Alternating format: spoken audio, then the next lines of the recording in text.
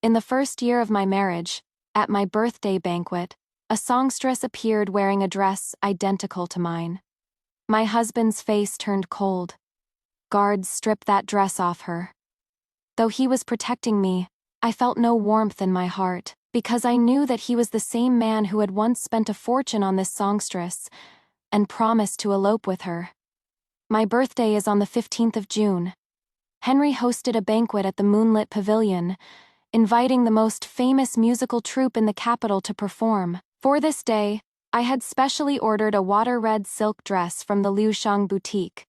The hem was embroidered with silver thread, shimmering like rippling water under the moonlight. When Henry saw me, his eyes lit up. I smiled and showed it off to him. "How do I look? Like a goddess descended from heaven," Henry laughed. "Tonight everyone at the banquet will envy me for having such a beautiful and virtuous wife." Sure enough, when we appeared at the banquet together, my attire drew admiration from the female guests. "Madison, this dress is simply stunning. I must get one made for myself tomorrow." "Sister, you are confused. How can you wear the same clothes as the birthday girl?" "True, and this dress only looks good on Madison." I looked across to the men's section, where Henry cast me a gentle smile. But the next moment, Henry's expression changed. He looked behind me, a storm brewing in his dark eyes. I turned around and was instantly stunned. The music began, and a songstress in a water-red dress danced onto the stage. Her hair was black as ink, her skin white as snow. What completely froze me was, she was wearing the exact same dress as me. The entire hall fell silent, eyes darting between me and the songstress. Finally, Henry stood up abruptly and smashed his jade cup on the floor. Absurd. The music stopped instantly. The songstress stood frozen, at a loss. "Guards, strip that dress off her." Servants immediately rushed forward. The water-red dress fell to the ground, leaving her in only her snow-white undergarments. The songstress knelt down, her figure looking pitiful in the night wind. I truly didn't know it would offend the madam. She knelt in the cold wind, her thin clothes offering no warmth, her slender shoulders trembling, clearly frightened to tears. Henry's face was icy cold. "Get out." The songstress stood up, her lingering greedily on Henry's face. But it was only for a moment. She lowered her eyes again and turned to leave. Henry walked to my side, took my hand and whispered, "My lady, that was just an interlude. Shall we continue the banquet?" I didn't speak. After a long time, I turned my head, looked into Henry's eyes and whispered, "Henry, her name wasn't on the troops list. Tell me, who let her come?" That night, my birthday banquet ended with me feigning illness and leaving early. I said I was unwell and went back to my room to sleep. The next morning, I was awakened by the sound of Henry whipping a servant. "Who let her in?" I put on a robe and went into the courtyard, watching Henry kick over a young page boy. "Speak, husband," I said calmly. "Why punish your own servant in my courtyard? There was no need for such false theatrics, madam." The kicked page boy crawled to my feet. "Madam, it was our negligence last night. We don't know how Miss Lillian managed to sneak in. The Marquis knew nothing about it. If this harms the relationship between the Marquise and the madam, we deserve to die." I watched this performance of self-inflicted suffering with indifference. Lillian's name was not on the list of performers for my birthday last night. It shouldn't have been possible for her to be there at all. She was the top courtesan of the Spring Mist Pavilion. No official would invite her to sing at his own wife's birthday banquet, especially since Henry was the only son of the Marquis, and the guests last night were all of high status. Lillian's appearance was a disgrace to the entire marquisate. I walked past the page boy to Henry. "Husband, let's talk." I had realized that this matter was far from simple last night. After I left the banquet, Lady Eleanor, who was closest to me, stopped me in the small garden and hesitantly told me some things. She said that Henry and Lillian once had a forbidden love affair. He was the only son of a marquis, and she was a courtesan. But they truly loved each other. Henry had not only spent a fortune to redeem her but also planned to elope with her. My heart grew colder and colder. And then, there was no and then. Lady Eleanor sighed. The old madam of the marquisate found out and fell ill. The young marquis is filial, so he agreed to marry a proper wife and never see Lillian again. A proper wife? Did that mean his many trips to the south to ask for my hand in marriage? Why didn't you tell me sooner, sister? I suppressed the pain in my heart, though my eyes felt hot. Lady Eleanor sighed. Madison, the young marquis genuinely likes you. At first, he might have sought you out because of your reputation as the most talented woman in the South, to marry a virtuous wife and satisfy the old madam.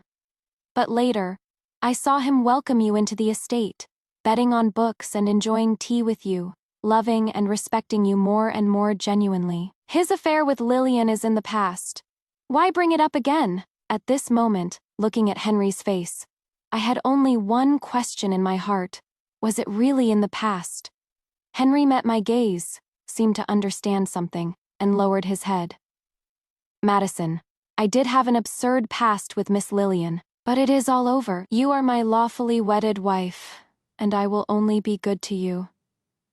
I lowered my eyes. Why didn't you tell me about this past before? Henry was silent for a moment, then whispered, I was afraid you would mind. Your reputation is widespread, and countless young men in the capital wanted to marry you. I was afraid if you knew, you wouldn't marry me. Madison, yesterday was just an accident. I promise it won't happen again. Henry embraced me. I closed my eyes in his arms and sighed silently. I wanted that too. I wanted yesterday to be just an accident. Wanted Henry and me to continue to spend the rest of our lives together hand in hand. After all, I had traveled thousands of miles to marry into the marquisate. Our marriage had received the emperor's praise, and he had even bestowed calligraphy reading, a match made in heaven on our wedding day. Divorce would not be easy. Moreover, Henry had indeed been a very good husband since our marriage. But my intuition told me that things might not go as smoothly as I hoped. Sure enough, before I could agree, a servant rushed in to report, Miss Lillian has fainted at the main gate. Henry stood up abruptly and ran towards the main gate. At the main gate of the marquisate, Lillian, dressed in plain clothes, lay beside the stone lion, her eyes closed, unconscious. The marquisate faced a long blue stone street, and passers-by were pointing at her. She had come early in the morning and waited at the gate, saying she wanted to apologize to me. Didn't I tell you to send her away? Henry hurriedly helped Lillian up while scolding the gatekeeper. The gatekeeper was sweating profusely. I tried to persuade her many times, but Miss Lillian just wouldn't leave. Don't blame him, Marquise. Lillian opened her eyes in Henry's arms and weakly tugged at his sleeve. I insisted on waiting. I wanted to apologize to the madam in person. A lowly and miserable woman, like me, offended the madam at her birthday banquet. I feel so guilty, Lillian said, half a sentence weakly, then fainted again in Henry's arms. Henry picked her up. What are you standing there for? Go get a doctor, he shouted anxiously to the nearby servant. Then, as if he couldn't see me following behind, carried Lillian hurriedly to the guest room. Lillian remained unconscious in the guest room of the marquisate all afternoon. Meanwhile, rumors spread faster than the wind throughout the capital. Everyone knew that in broad daylight, the Marquis had carried the courtesan Lillian into his estate. At dusk, I went to the guest room. Lillian was awake. Standing at the door, I heard her low sobbing. Marquise, did I cause you trouble again? I just missed you so much. The sisters in the troupe said they could come to the marquisate to perform, so I begged them to bring me in. I didn't know it was the madam's birthday banquet. Although I deserve to die, seeing you once makes it all worth it. Henry interrupted her. I am married now. We should not see each other again in the future. Lillian's voice was choked with tears. You can forget your vows and spend your life with your beautiful wife, Marquis. But what about me? Henry's voice was cold. I will pay to redeem you. The world is vast. You can go wherever you want. Lillian began to cry. Marquise, you know that although the world is vast, the only place I want to stay is by your side. I couldn't listen anymore and walked in. Upon seeing me, Lillian immediately scrambled out of bed and knelt down. Madam, Henry pulled her up. You are unwell. Don't demean yourself, madam. Henry walked to my side. I've already asked. The dress incident was a mistake by the owner of the Liusheng boutique. Miss Lillian didn't do it on purpose. I remained silent. Just then, a servant brought in the medicine. Marquis, the medicine is ready. I took the bowl before Henry could. The Marquise has official duties to attend to. I will take care of Miss Lillian. Henry's gaze faltered slightly. I lowered my eyes and said, or does the Marquis want to stay here and feed her the medicine himself? Everyone in the capital knows the Marquis carried Miss Lillian into the estate, and is just waiting to see my jealous theatrics. I smiled. Does the Marquis want to grant their wish? Henry stepped forward and held my cold fingers. Madison, you've been wronged. He frowned at Lillian. I have instructed the doctor. You will recover at the clinic in the suburbs from now on. With that, he turned away from Lillian's reluctant gaze and left. I sat by the bed, gently stirring the medicine in the bowl. As soon as Henry left, Lillian changed her face. The gentle and pitiful look disappeared. She looked me up and down and laughed. They say the madam is as beautiful as jade. But seeing you today, I think you are just average. Wearing that water-red dress, who do you think is more beautiful? You or me? Ignoring her provocation, I said calmly. I don't need to compare myself with you, Miss Lillian. I do not serve others with my beauty. Lillian's breath hitched, but then she laughed.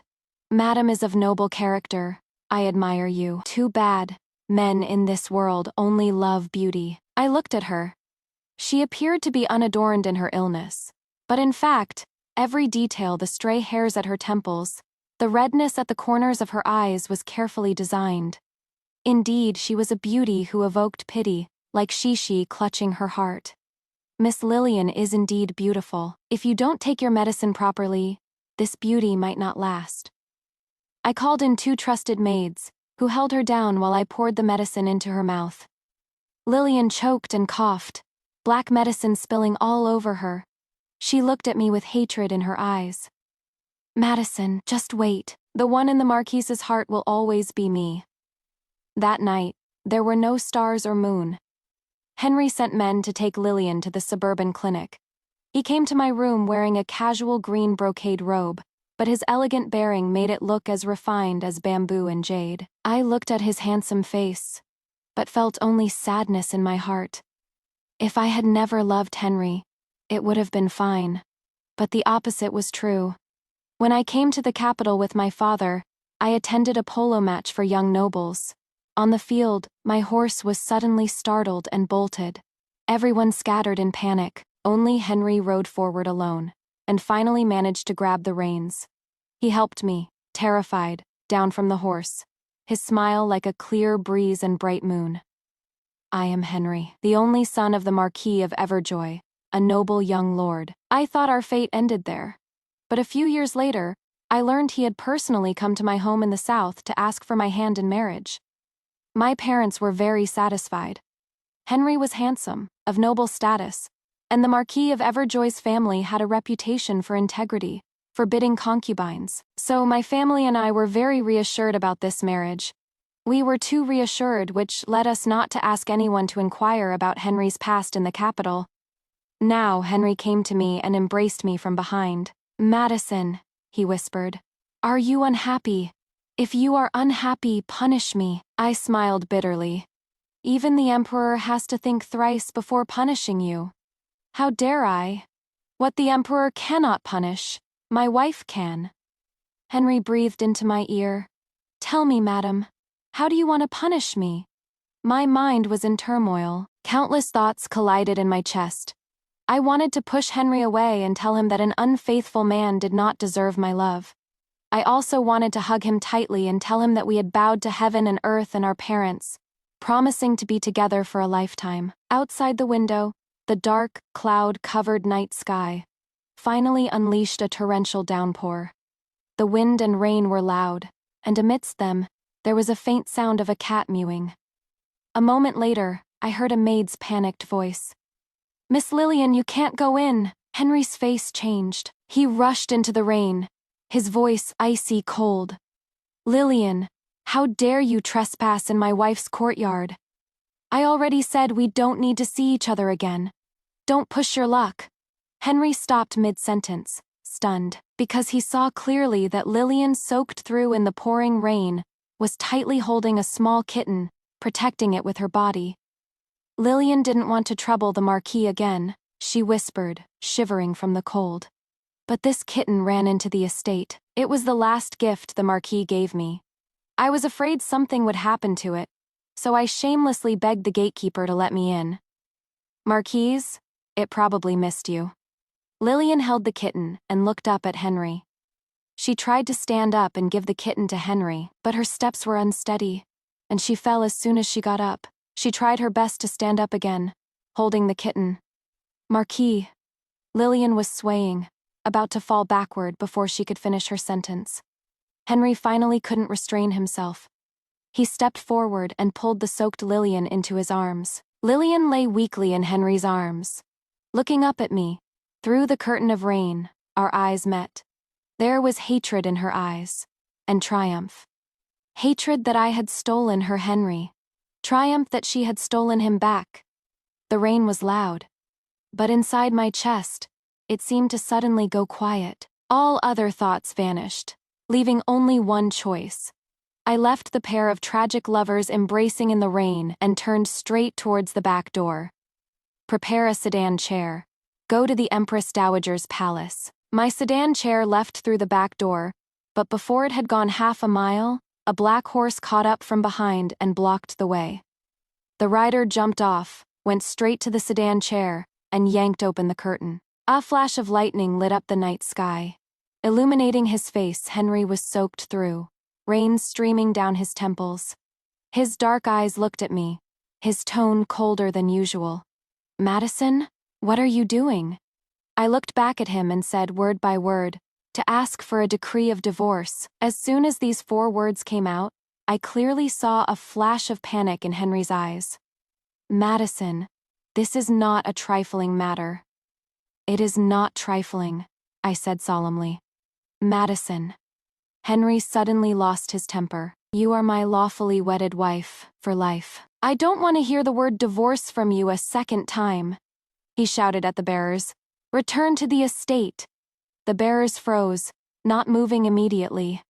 The madam is throwing a tantrum. Are you joining her? Henry raised his horsewhip and struck a bearer. Return to the estate. The bearers were afraid of him after all and turned around. Despair overflowed in my heart. I pushed Henry away and tried to jump off the sedan chair. He grabbed me and pulled me back into his arms. I tried to struggle, but he held me tightly. A cold, rain-scented kiss landed on my lips, sealing my screams. I couldn't push him away, so I bit down hard. The taste of blood spread, but Henry didn't dodge. After a long while, he let go of me and wiped the blood from his chin. It is okay, Madison. His voice was low and gentle. I know you are angry. Punish me however you want. After you are done, come back with me. I was forcibly taken back to the estate by Henry. He carried me off the sedan chair, the rainy night drowning out my shouts. I was carried all the way through the courtyard. The courtyard had been full of flowers and plants. When I first married in, Henry knew I liked flowers, so he planted them one by one himself. But in the heavy rain, all the flowers had fallen from their stems, leaving only broken deep red on the ground. Henry carried me onto the large bed in the bedroom. He tried to kiss me, but I smashed the celadon vase on the bedside table. I held a shard of porcelain, pointing it at him. Because I gripped it too tightly, my hand was cut, and dark red blood flowed down the snow-white porcelain, looking shocking. Don't come any closer, I said hoarsely. Henry still wanted to step forward. Madison, he wasn't afraid, so I held the shard to my neck. Take one more step, and I'll really do it. Henry stopped. He took a step back. Don't hurt yourself. We'll talk tomorrow. Madison. Henry called my name softly as he left the room. Bound by hair as husband and wife, loving each other without doubt, this was my vow on our wedding day. I will never break it. Maybe I saw it wrong, but there seemed to be faint tears in Henry's eyes. But I was tired and didn't want to delve into it. Get out. Henry left. I was left alone in the room. finally falling into a groggy sleep clutching the porcelain shard. When I woke up, my cut hand had been bandaged, and all sharp objects in the room had been removed. There were shadowy figures outside the door. They were Henry's family guards, surrounding the entire bedroom. I propped myself up, immediately feeling a splitting headache. My body felt like it was filled with lead, and I fell back onto the bed. The maid outside heard the movement, and quickly came in. "Madam caught a cold from the rain last night," she said, holding a medicine bowl. "The Marquise has already called a doctor to see you, personally watched the servant brew the medicine, and gave many instructions on how to take care of Madam. The Marquise really loves Madam very much." I watched the maid's mouth open and close in front of me, feeling only exhausted. "Where is Edith?" I pushed away the medicine the maid brought to my lips. "And Daisy and Clara, call them to serve me." These girls who had followed me from the south as part of my dowry were my true people in this marquisate. But they were not here now. I was being served by Henry's maids. The maid hesitated slightly. Before she could answer, Henry walked in. "They have all been settled well." Anger surged in my heart. I bit my lip. "Henry, you have them all under house arrest too, don't you?" Henry didn't answer me. He took the medicine bowl from the maid. The maid tactfully left, leaving only the two of us in the room. "I haven't mistreated them, just kept them from leaving the courtyard," Henry said, stirring the medicine in the bowl. "I was afraid they would go to the Empress Dowager's palace and talk nonsense, stirring up trouble." I almost laughed out of anger. "Henry, do you plan to keep me locked up like this forever?" "Of course not." Henry tested the temperature of the medicine, probably finding it hot, so he blew on it. "Madison, when you are no longer angry with me, we'll be just like before. I can't let you out right now. I am afraid you'll leave me." He cooled the medicine and brought it to my lips. I stared at him coldly. He looked at me and smiled helplessly. "Be good. Drink the medicine obediently. I've prepared sweet soup for you." Sure enough, by his hand was a bowl of silver ear and lotus seed soup. When I first married into the capital, I fell ill because I wasn't used to the climate. At that time, Henry also personally fed me medicine. I was afraid of bitterness, so he always had someone prepare sweet soup in advance, coaxing me to eat the bitter first, then the sweet. He didn't understand that some bitterness cannot be ended with sweetness. I picked up the bowl of silver ear soup and dumped it directly onto Henry. The sticky soup flowed down, instantly staining his cloud-white robe. Henry lowered his eyes, his eyelashes trembling as if suppressing anger. He was of noble birth, and almost no one had ever been rude to him. Perhaps this was also the reason why he was so wildly arrogant in his youth, able to cause a city-wide scandal for a songstress. "Henry, please stop torturing each other with me." My head hurt so much it felt like it was going to split open. Every word exhausted all my strength. Marrying Lillian does indeed mean enduring gossip. But apart from gossip, who can really do anything to you, Marquise of Everjoy? Besides, you are not someone who fears gossip. You married me for the sake of the old madam. Now that she has passed away, and you have fulfilled your filial duty, why keep me in this estate? I waited for Henry to get angry at me. But he didn't. A moment later, he picked up a handkerchief and wiped the stain from his chest. "I married you because Madison is the person I want to spend my life with, not for my mother." He looked earnestly into my eyes. I responded with a sneer. Henry stood up. I could feel his patience running out. "I know you mind my past with Miss Lillian, and don't believe what I say now. In that case, I will redeem her immediately and then find her another husband. Once she is married, we can live as we did before, right? Not all right." I wanted to tell Henry, not all right. But I had no strength left, and Henry wouldn't listen to anything anyway. He took 1,000 taels of gold and asked the most famous matchmaker in the capital to go with him to the Spring Mist Pavilion. 1,000 taels of gold bought Lillian's freedom downstairs. The matchmaker went straight upstairs to Lillian's room, accompanied by a maid, and listed all the noble sons in the capital who wanted to take a concubine, or ordinary families willing to marry her as a main wife. Lillian could just tell the matchmaker which one she liked. Lillian listened quietly to the matchmaker and asked her to wait outside for a moment. A moment later, The matchmaker heard a noise inside. Sensing something was wrong, she quickly pushed open the door. Oh no, Miss Lillian has hanged herself. The matchmaker let out a heart-wrenching scream. Henry rushed up with his men, cut the rope with one slash, and carried Lillian down. I'd rather die with my fragrance on the branch than be blown into the north wind. This was the first sentence Lillian said, crying, after she woke up.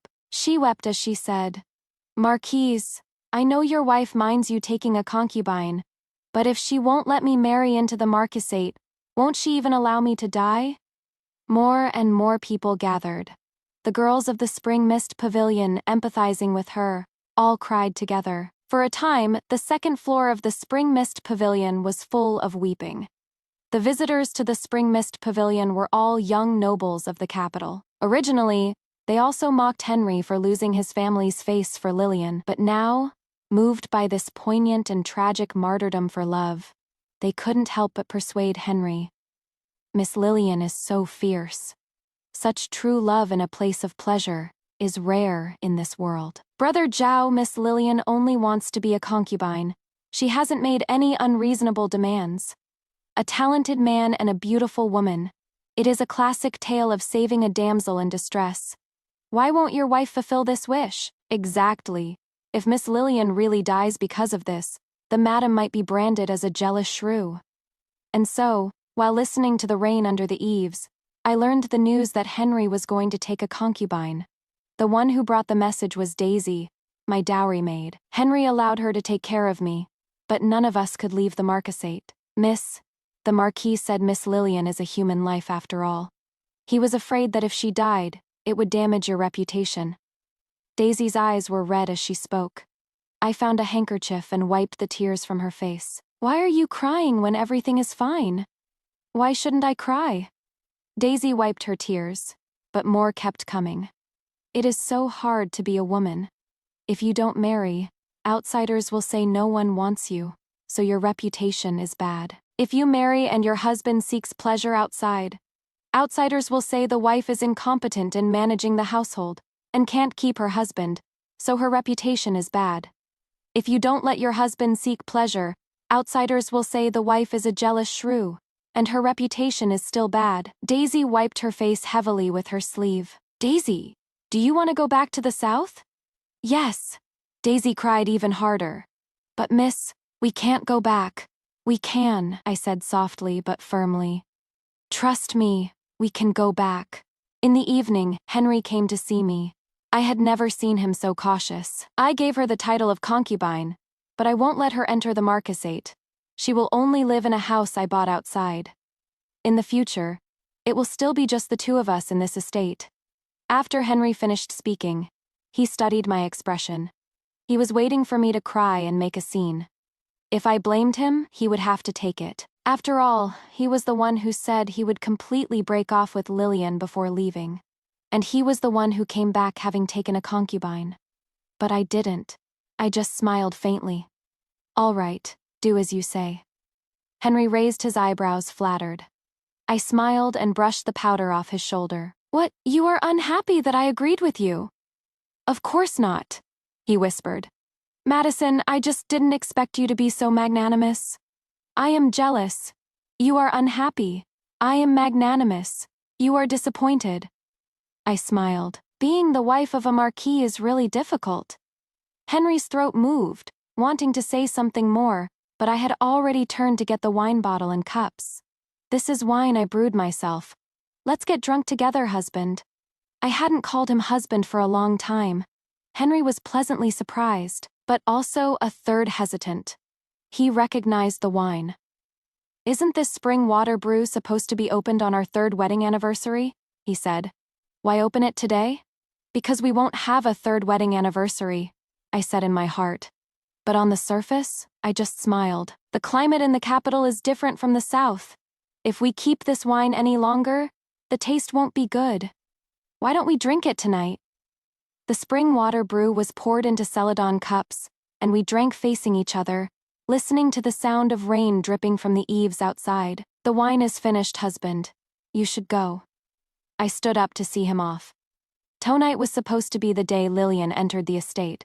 She was now settled in the outer house, so Henry needed to go over. Lillian must be very happy, right? In a sense, this was also the day she and Henry got married. Henry stood up, struggle in his eyes. Madison, I'll have a drink with her and then return to the estate. I won't stay overnight. He said it firmly. But I didn't take it seriously. Henry was that kind of man. He was sincere when he made a vow, not intending to deceive you. But it was also true that he couldn't keep his vows. In the past, I always felt exhausted and pained by this. But now, I didn't. A gentle smile appeared on my lips. I nodded and said earnestly, "All right, I'll wait for you to come back." He hugged me tightly, then reluctantly let go and walked towards the gate. It was only a few dozen steps, but Henry looked back several times. I stood still, watching him leave. So when he looked back, we gazed at each other from a distance. Let him remember the look in my eyes right now. As for whether he interpreted it as reluctance to part or something else, it had nothing to do with me. After Henry left, the smile on my face disappeared. Edith walked to my side. Of all the dowry maids, she was the oldest, most steady, and the one I relied on most. "Miss, everything is ready," Edith whispered. I nodded. Edith still had a final hesitation. Will Daisy and the others be told the truth? Number. I shook my head. They are young and can't keep secrets. We'll tell them later. Edith couldn't bear it, but she understood this was the best way. It got completely dark. Edith left, and I lay on the bed. On the bedside table was a black pill Edith had left. I swallowed it and closed my eyes. Henry should be celebrating with Lillian now, and my heart, hurt to the end, could finally be free. Vaguely, the old scenery of my hometown appeared before my eyes. In the water town, white walls and black tiles, green leaves and red flowers. A black awning boat glided across the lotus pond, and a song drifted out. Everyone says the South is beautiful. Travelers should grow old. Spring water is greener than the sky. Sleeping in a painted boat listening to the rain. The woman by the stove is like the moon. Her wrists like frosted snow. Don't return home before you are old. Returning home will break your heart. So good. I can finally go home. Henry's perspective. Henry told Madison he would come back after it. As a result, he stayed with Lillian for 3 full days. Before reaching the outer house, he had indeed intended to just see her and return. He had already wronged Madison too much, and he was afraid that if he stayed too long, the rift between husband and wife would grow even wider. However, when he arrived at the outer house, he found that Lillian had decorated the bedroom to look like a bridal chamber. A concubine could only wear a pink wedding dress, but Lillian wore a bright red wedding dress underneath her pink outer robe.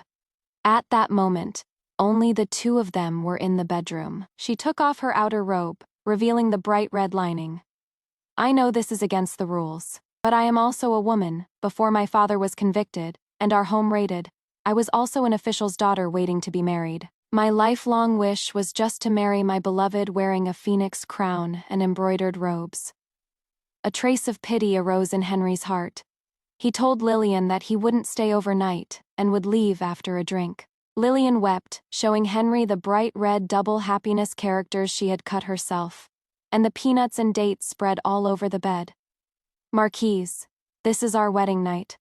Are you really going to leave me here alone? Red candles dripped wax. Lillian wept, looking pitiful. Henry's heart softened. He drank that cup of wine, thinking, then I'll stay a little longer. Henry clearly only drank 3 cups, but the wine was surprisingly strong. He soon felt hot, dizzy, and unable to control his arousal. Lillian had drugged the wine. It was a long time later that Henry learned of Lillian's scheme. She wanted a child. In her calculation, as long as she got pregnant, Madison would definitely make a scene with Henry, and Henry's patience was limited. The rift between the couple would only deepen, and the deeper it got, the less likely they would be intimate. So her child would be the only child. It didn't matter if Henry kept her in the outer house now. The Marquisate's heir was with her. He would have to take her back sooner or later. Lillian knew her background was low and she couldn't be the main wife. But it didn't matter. As long as everything went smoothly, Wife and concubine were just titles. She would eventually become the true mistress of the marquisate. The drug was strong. After 3 days of absurdity, Henry finally sobered up. He wanted to return to the estate, and Lillian didn't stop him. Anyway, she had gotten what she wanted. She even sent her own maid back to the estate with Henry, ostensibly to take care of him, but actually to find an opportunity to tell Madison the news that the Marquis had favored concubine Liu for 3 full days, to further provoke her. However, the maid ran back in a panic after only half a day. Concubine? Bad news. Madison is dead. The Marquis. He is gone mad. Henry sat in the bedroom. It must be an hallucination, he told himself.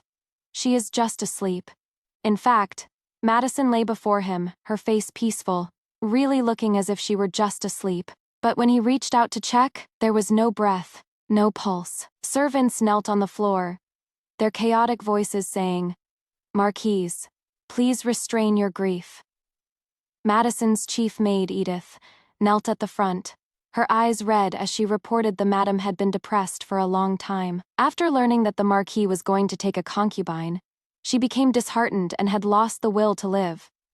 So while the Marquis went to spend his wedding night with Lillian, she swallowed the poison she had prepared beforehand. By the time she was discovered, her body was already cold. Edith was the most composed one. As for Daisy, Clara, and the other younger maids, they cried until they were out of breath. When they looked at him, their eyes looked ready to eat him alive. Everything was reminding Henry Madison was really gone. She would never speak again, never smile again, never secretly blush when he lifted her off the horse. What was she thinking when she watched him walk towards another woman? And although he looked back many times, he ultimately didn't return to her side. If he hadn't left then. Henry suddenly spat out a mouthful of blood. Then everything went black, and he lost consciousness. Henry lay in bed for many days. Lillian's drug had already overdrawn his body, and Madison's death awakened his inner demons. Many doctors came to see him, pouring in endless medicinal soups, barely keeping him alive. During that time, he struggled to get up once to go to Madison's mourning hall. Her funeral was handled by people from the SU family. The leader was a young man with a cold face. Madison's brother, Henry, groggily tried to rush towards the coffin but was held back by Master Sue's men. "Marquise, what are you doing?" Henry stared blankly at the coffin. He wanted to die with Madison. They had slept in the same wedding bed. Now, he wanted to lie in this coffin and sleep with her forever. "I won't say much about my sister's life," Master Sue said coldly. "Now, I hope the Marquise can give her final peace." The Sue family took Madison's coffin and left. They said she didn't like the climate in the capital, so her soul should return to her homeland and be buried in the south. And so Madison disappeared, leaving not even a tombstone for Henry. For the next 3 years, Henry didn't know how he lived. He often sat under the eaves when it rained, imitating her, listening to the rain, recalling every detail related to her. The first time he went to her house, she quietly peeked out from behind the curtain. When he discovered her, she immediately shrank back. Very cute, like a startled little deer. The Sue family was a prominent clan in the South, illustrious for generations. Madison was the eldest legitimate daughter. At 15, her poems written in her boudoir reached the capital, amazing all the literati, and her reputation for talent spread far and wide. When he went to ask for her hand, the Sue family initially disagreed. They had intended to send Madison into the palace to become an imperial concubine. In comparison, he wasn't that outstanding. The Marquis' title was high, but it was already an idle position, relying only on the ancestral protection left by the old Marquis's military merits. But she liked him and argued with her family several times. Her family still doted on her, choosing their daughter's happiness over family glory, and relented to let her marry him. She was a very good wife. When he had a stomachache, she found many prescriptions and tried different food therapies for him. When the old lady of the marquisate passed away, his most painful moment, she stayed by his side, repeatedly saying, "Husband, you still have me." She was the person closest to him, bound together for life, never to separate. When he was forced to separate from Lillian, Henry had thought he would miss her for the rest of his life, and his heart would ache whenever he thought of her. But later, holding the soup Madison made for him, when he thought of the name Lillian, he surprisingly felt it didn't hurt that much. The lover who had amazed him in his youth faded with time. Waking up in the dead of night, watching Madison sleeping beside him, he only felt peace. But now, when he woke up from his dreams again and reached for the pillow beside him, he could only feel coldness. Henry didn't bring Lillian into the estate. The empty marquisate left him all alone. He began to vomit blood, saw many doctors, and went to the palace to find imperial physicians, taking dose after dose of medicine, but repeatedly saw no improvement. More than half a year later, Lillian gave birth. It was a girl. Lillian was very disappointed and didn't care much for her, just letting the wet nurse hold her. The wet nurse and maids doted on the child, taking turns holding and teasing her, watching her grow day by day. One day, Henry heard them discussing, "This child doesn't look like the Marquis." It was like a cold sword piercing straight into Henry's heart. He didn't react immediately, but quietly investigated for a few months, verifying his suspicion when Henry went to the Spring Mist Pavilion to find Lillian. The young page boy always led the way.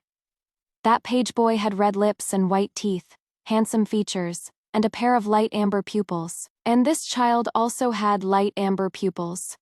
Henry called Lillian and told her what he had guessed. Lillian cried again. Weeping, she told how she was devoted to Henry, and it was that page boy who coveted her beauty and drugged her. Henry calmly watched her cry, make a scene, self-harm, and threaten suicide, suddenly realizing he felt nothing in his heart. When he was no longer emotionally involved, he was surprised to find that every one of Lillian's tricks was so similar. She even shed tears at the exact same angle, showing her most beautiful profile, striking the most pitiful pose. Every tear was calculated, every line woven. Henry suddenly found it ridiculous. Thinking about it, he was only 17 when he first met Lillian. Lillian had entered the Spring Mist Pavilion at 11, growing up there under the Mama San's strict training, having spent nearly 10 years in the pleasure quarters.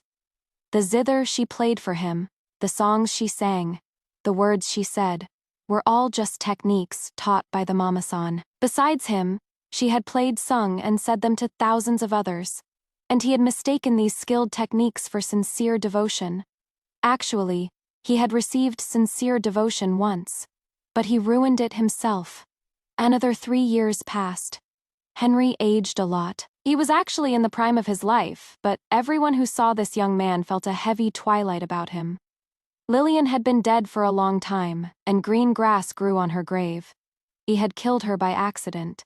He had forgotten the exact process, only remembering she came crying to hug him, asking if he refused to sleep with her because he was thinking of Madison. And when he heard Madison's name, he suddenly lost control and smashed a vase on Lillian's head. The emperor, considering his father's military merits, tried his best to be lenient with him. But the impact of this incident was terrible. The already bad reputation of the Marquis of Everjoy's estate in the capital became completely notorious from then on. The marquisate declined rapidly. He dismissed most of the family members, staying alone quietly, sometimes sitting for a whole day. If he had done anything good, it was probably bringing Lillian's child to that page boy. That page boy doted on his daughter. He took out his savings, intending to take his daughter away from the capital. "Where to?" Henry asked him. "The South," said the page boy. "Everyone says the South is beautiful. Travelers should grow old in the South. I want my daughter to grow up in the South. She will probably grow up to be gentle, beautiful, and well-educated." Because of these words, Henry gave the page boy left with 1,000 thanks, completely not understanding why the Marquise was so good to him. It was actually just because Henry thought of her, who also grew up in the South, gentle, beautiful, and well-educated, indeed. Let that innocent little girl grow up in the South.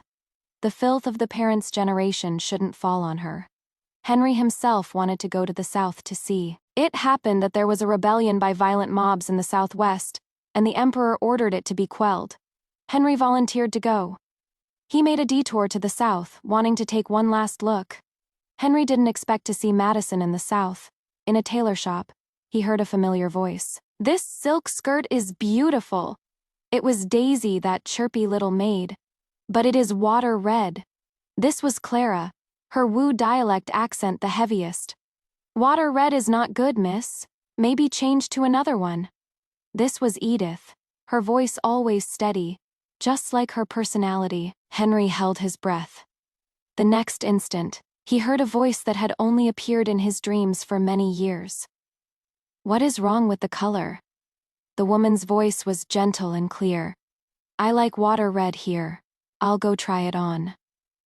Henry walked into that tailor shop. Through layers of fabric and wooden racks, he saw her come out wearing a water red silk skirt, just like at that birthday banquet many years ago. She walked gracefully up to him, smiled, and asked, "How do I look?" The maids all fell silent. In the shop, he and the woman looked at each other. After a long time, the woman smiled softly and said to Edith, "Take them outside first." The maids left, leaving only the two of them in the room. "Madison," Henry heard his own voice trembling. "You faked your death, didn't you? That medicine was for feigning death. You didn't die. You used this method to..." He couldn't go on, because the second half of the sentence was, "She used this method to completely escape him." After a long time, the woman smiled. She took half a step back and curtsied politely, a gesture of distance. "Young master, the past is hard to chase. Not all old acquaintances need to be reunited." It rarely snows in the south. Growing up, Madison had almost never seen snow in her hometown. But this year, not only did snowflakes fall from the sky, but a thick layer also accumulated on the ground. Some said it was because of the rebellion in the southwest, a strange phenomenon from heaven. Henry had been kneeling in the Sioux residence for 7 days. Madison's father and brother had both tried to persuade him, and even forcibly drive him away, but he just wouldn't leave. Her brother sighed to Madison. "What exactly does he want?" Madison smiled. "I'll go talk to him." "You still want to see him?" "Don't worry, after this meeting he will leave." Henry knelt in the snow, cold to the bone. Finally, he saw a figure in a water-red long dress appear in the snow-white world, slowly walking towards him. His eyes immediately lit up. Madison. She wore a fiery red cloak. Even such a brilliant color was subdued by her dignity and nobility. She looked like a winter plum blooming in the snow. She held an umbrella over his head, shielding him from the wind and snow filling the sky. Henry suddenly felt unprecedented pain. He actually wished she would make a scene, wished she would take revenge on him, or ignore him like in the previous 6 days. That way, he could still hold on to a glimmer of hope. Instead of her acting like this now, like meeting a complete stranger, kindly holding an umbrella for him, he looked tremblingly into Madison's eyes, wanting to catch something in them. Her eyes were clear and calm, reflecting the boundless snowy white. "Madison," his voice trembled. "I was wrong." She smiled softly. "Let be bygones." Henry's heart seemed to fall into a bottomless ice cave, unable to say another word. "Marquise, take care." Madison left the umbrella beside him and turned to leave. Henry didn't get up to chase her. He looked at that back for a long time, greedily wanting to imprint her forever in his heart. The heavy snow was endless, and she never looked back once. In this moment, Henry knew he had completely and utterly lost. Madison winter passed quickly. Before it got completely warm, Edith, Daisy, and I huddled in the room peeling water chestnuts to eat. "Send a portion to young master, too." I told them to take some food to my brother. My brother hadn't slept well recently. With the turmoil in the southwest, our hometown also strengthened its defenses. Intelligence all passed through my brother's hands. He had stayed up for several nights. Only yesterday, when the victory report came that the mobs had all been suppressed, did he manage to rest for a while. However, before Edith could send the food over, my brother took the initiative to come find me. He brought news. Henry is dead. Henry died the night before the rebellion was quelled. His stomach illness had worsened. He wasn't suitable to go to the front line, but he forced himself to go. His black steed carried him deep into the enemy camp. He didn't make it cut down from his horse by a rebel when he had fought to exhaustion. Angry and desperate rebels rode horses back and forth over him. The noble son of the Marquisate ultimately didn't even leave a complete corpse. Sister. I heard my brother calling my name. I snapped out of my trance. Are you okay? I am fine, I whispered. You are exhausted. Go to sleep first. Don't worry about me. After my brother left, I leaned against the wall, standing quietly for a while. Edith and the others hadn't heard my brother's words and were gathered around the charcoal basin, roasting chestnuts. This was a moment for me alone. I looked at the sparks in the charcoal basin. My vision blurred, and they turned into the red candles burning on my wedding day. The candle flames danced, reflecting Henry's face. He said word by word, bound by hair as husband and wife, loving each other without doubt. I, Henry, vow to have only my wife Madison for my entire life. If I break this vow, may I be torn to pieces. Now he had fulfilled the vow he made himself. A tear slid from the corner of my eye, fell to the ground, and spread into a small water stain. However, it was just a single tear. Daisy, Clara, why did you two roast all the chestnuts without leaving any for me? Edith twists their ears for me. I ran to the charcoal basin, rubbed my hands, and joined the playful group. Laughter filled the room. Outside the window, the sun grew warmer. Spring was in the air. The river water was about to melt. By then, on the black awning boats, fisher girls would sing again. Everyone says the South is beautiful. Travelers should grow old in the South. Spring water is greener than the sky, sleeping in a painted boat listening to the rain. The woman by the stove is like the moon, her wrists like frosted snow. Don't return home before you are old. Returning home will break your heart.